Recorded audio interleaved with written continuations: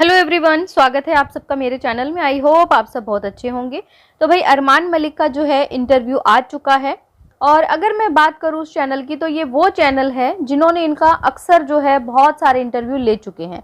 और अगर आप कभी भी इनके इंटरव्यू देखेंगे ना, जाके इनके घर भी गए थे ये, और वहाँ जाके जो लोग डिमांड करते थे, एक्चुअली जो लोग पूछना चाहते थे, वो तो कभी ये क्वेश्चन पूछते ही नहीं थे इनसे। आज इन्होंने एक्चुअली इंटरव्यू लिया है, लेकिन मुझे ऐसा लग रहा था जैसा कि टैली मसाला है और गलट्टा करके है, बहुत सारे ऐसे चैनल्स हैं जो कि इंटरव्यू लेते हैं इनके, और आए भी हैं। अब से जो भी लोग बाहर आ चुके हैं सबके इंटरव्यू ऑलमोस्ट जो है रिलीज हो चुके हैं।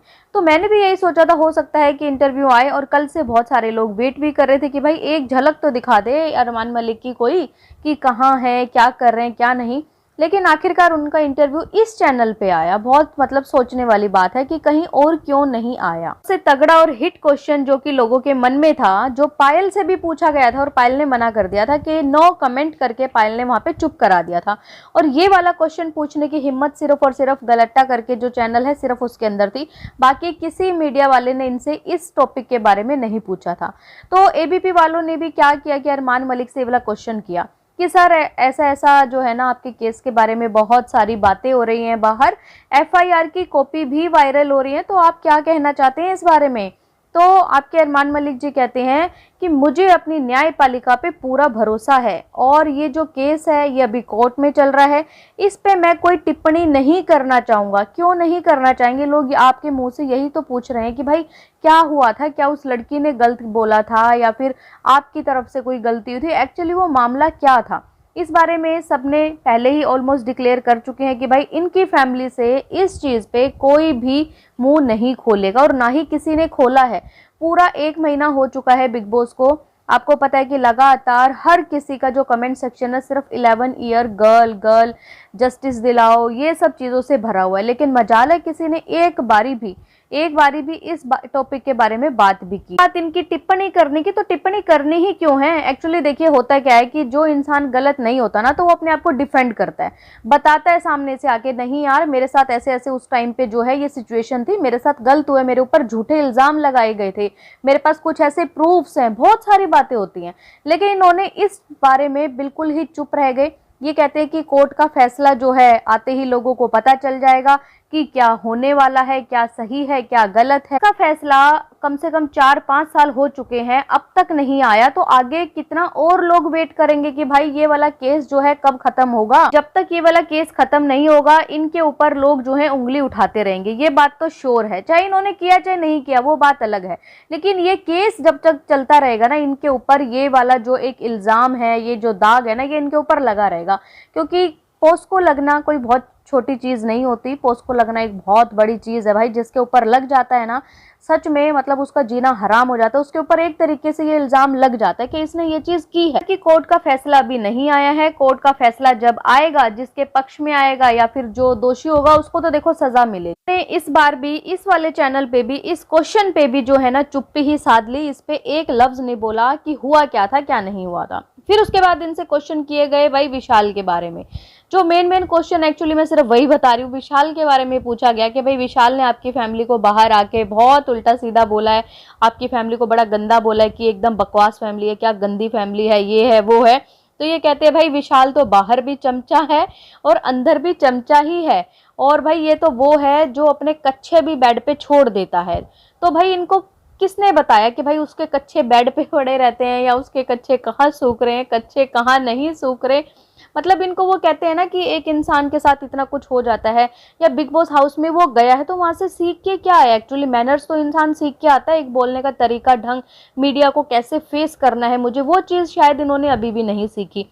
जब इनसे पूछा कि आपने वहां सीखा क्या, आप ये बताओ, वो कहते हैं पेशेंस लेवल, गाली नहीं देना। भाई गालियों को कंट्रोल रखना है, बस गाली नहीं देना। मतलब ये बाहर अपनी लाइफ में भी क्या गालियां वगैरह देते रहते हैं, गाली वाली देना क्या बिल्कुल आम चीज़ है इनके लिए। और अगर बात करें पेशेंस की, तो पेशेंस लेवल कहाँ सीखा इन्होंने। जब मीडिया वाले इनसे सवाल करके गए थे, ये अंदर जाके जब सोफे पे लेटे, वहां पे कृतिका आई, कृतिका ने मीडिया वालों की बुराई की तो इन्होंने इतने गंदे तरीके से जो है ना उसको डांटा।